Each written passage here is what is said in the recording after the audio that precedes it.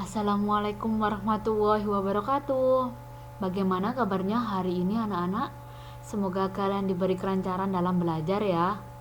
Nah, kali ini Ibu akan menerangkan tentang materi teks deskripsi yang dimuat dalam KD 3.1, mengidentifikasi informasi dalam teks deskripsi tentang objek seperti sekolah, tempat wisata, tempat bersejarah, atau suasana pentas seni daerah yang didengar dan dibaca.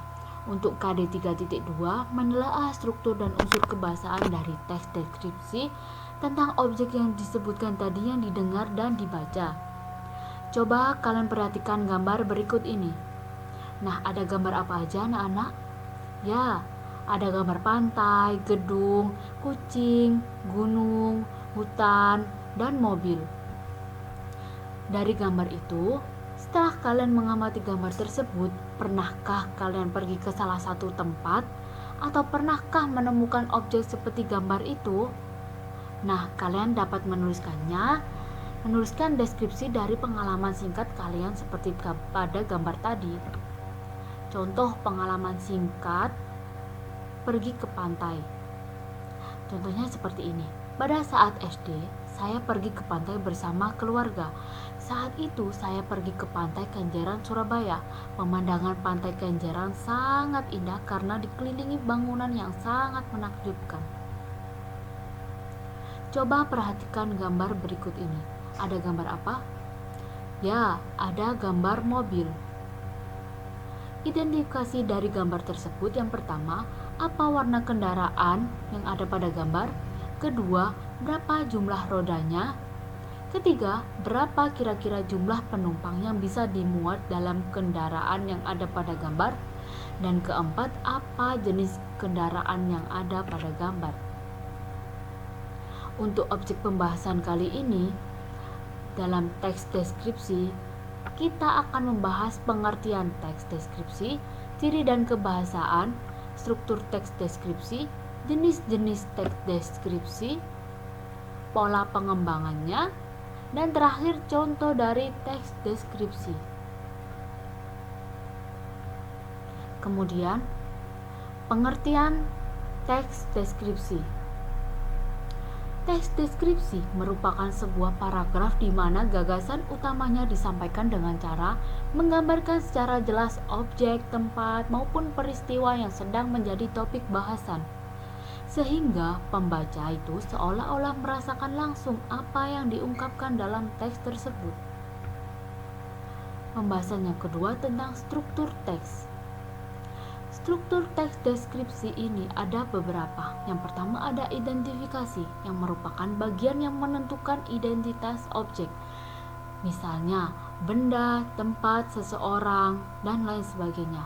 Untuk yang kedua ada deskripsi bagian, yang merupakan bagian yang berisi tentang pemaparan atau gambaran secara terperinci mengenai objek atau topik yang dibahas dalam teks tersebut. Untuk yang terakhir ada kesimpulan atau kesan, yang merupakan bagian berisi kesimpulan atau penegasan kembali berbagai hal penting yang terdapat di dalam teks. Nah, ini contoh dari teks deskripsi yang berjudul Monumen Nasional atau biasa disebut Monas. Bisa kalian baca sendiri atau bisa cek sumbernya di bawah ini. Kemudian dari teks deskripsi tersebut kita identifikasi masalahnya. Jadi untuk paragraf pertama ini pada teks deskripsi merupakan monumen nasional atau populer disebut Monas adalah salah satu monumen yang dibangun pada era Soekarno. Bagian atas monumen nasional adalah Kota Kebebasan. Itu melambangkan tekad rakyat untuk mencapai kebebasan dan penobatan atas usaha mereka dalam proklamasi kemerdekaan pada Agustus 1945. Nah, dalam paragraf di atas tidak terdapat kalimat utama atau ide pokok paragraf. Kenapa?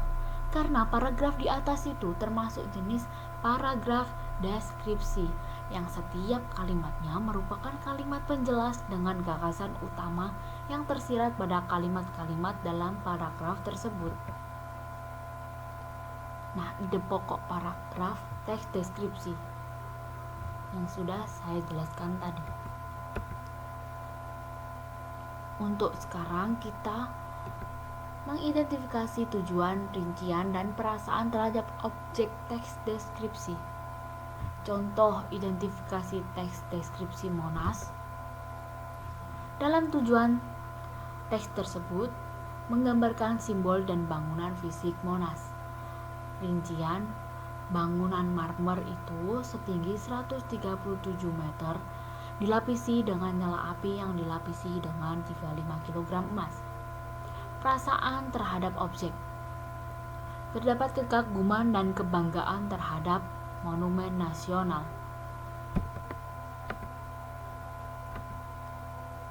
Kita beralih pada jenis-jenis teks deskripsi.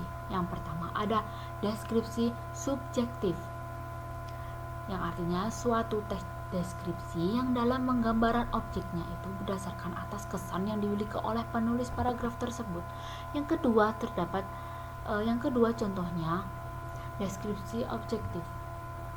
Nah, deskripsi ini menjelaskan mengenai objek yang digambarkan apa adanya berdasarkan keadaan objek yang sebenarnya, sehingga para pembaca dapat membayangkan keadaan tanpa ada penambahan opini dari penulis. Untuk yang ketiga, ada jenis deskripsi spatial. Nah, deskripsi ini objek yang dijelaskan hanya berupa benda, tempat, ruang, dan lain sebagainya. Kemudian untuk pola pengembangan teks, yang pertama ada pola pengembangan spasial. Nah, pola pengembangan yang didasarkan ruang dan waktu. Penulis itu akan menggambarkan sebuah pola ruang dari kanan ke kiri, atas ke bawah, barat ke timur, dan lain sebagainya. Untuk pola yang kedua, mengembangkan sudut pandang, yang dapat diartikan sebagai sebuah pola pengembangan dalam paragraf deskriptif yang didasarkan pada pandangan penulis dalam melihat sesuatu. Nah, untuk ciri kaidah kebahasaan dalam teks deskripsi, yang pertama menggunakan kata benda seperti sekolah, rumah, guru. Yang kedua, menggambarkan frasa yang mengandung kata benda dan kata sifat yang artinya menggambarkan. Yang ketiga, mengandung kata benda transitif untuk memberikan informasi subjektif. Yang keempat, mengandung kata kerja seperti perasaan maupun pendapat, yang dengan tujuan dapat mengungkapkan pandangan pribadi penulis mengenai subjek. Yang kelima, mengandung kata keterangan untuk memberikan informasi tambahan mengenai objek. Yang keenam, mengandung bahasa kiasan berupa perumpamaan. Untuk kaidah kebahasaan teks deskripsi, di sini ada kata benda yang merupakan merujuk pada segala hal yang dibendakan. Contoh, ibuku orang yang sangat baik. Ibuku merupakan kata benda. Kemudian yang kedua ada kata depan. Contohnya di, ke, dari, pada. Ketika ada sinonim. Contohnya seperti elok, melok, permai. Untuk kata umum dan kata khusus bisa kita lihat untuk kata umumnya merupakan kata yang luas ruang lingkupnya dan dapat mencakup banyak hal. Contohnya melihat hewan peliharaan. Nah, kata khususnya contohnya menonton, kucing, anjing. Yang keenam, ada kata sifat. Kata sifat ini menggambarkan karakter, contohnya baik, sopan. Untuk yang ketujuh, menggunakan cerapan panca indera seperti pendengaran, penglihatan, perabaan, dan lain sebagainya. Nah, bisa dilihat ini merupakan contoh teks deskripsi. Ada judulnya Parangtritis nan Indah. Contoh yang kedua ada Si Bagas Kelinciku, bisa kalian lihat juga di buku paket kalian. Nah, sekian, terima kasih. Mohon maaf apabila ada kesalahan kata. Wassalamualaikum warahmatullahi wabarakatuh.